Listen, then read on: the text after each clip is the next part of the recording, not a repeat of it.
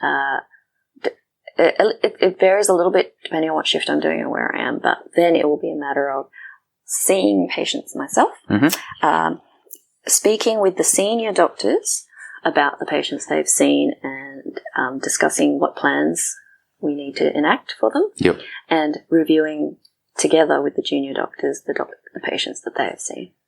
So the more senior staff who are senior registrars, I wouldn't necessarily go and re-examine all the patients that they've seen, because I know that their skill level and that I can just trust their assessment.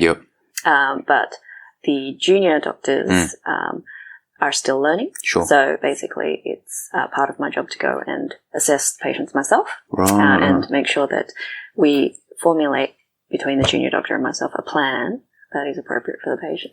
When you're talking junior doctors, you're talking interns and residents generally? So do they already have they already been reviewed by one of the registrars before they see you, or not necessarily? No. Right. So we have an unspoken rule, unwritten rule, I should say, in the ED that if you speak to one senior about a patient, then you continue to speak to that senior. This tends to be because, unlike what people may think about medicine being a science, it is also a bit of an art. Of course, yes.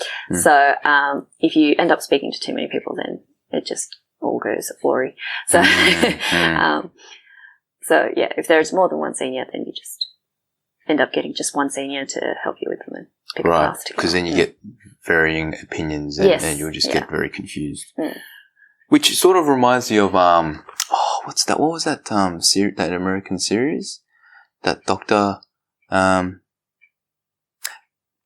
whole series was about the doctor would try to it always would be around diagnosing a particular quirky or strange. House. House. Yeah. So I guess it's that type of thing where if it's a little bit complicated, it can go sort of any which way. So, I mean, basically the role that emergency has is stabilizing the sick patients, initializing treatment, but also kind of is a broader triage for the rest of the hospital. So trying to figure out which specialty is best to continue looking after the patient.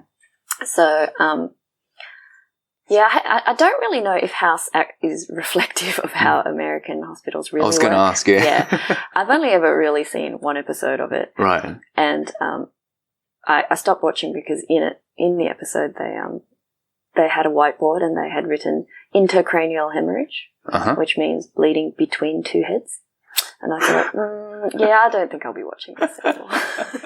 Okay, all right. But anyway, that's gotcha. a side note.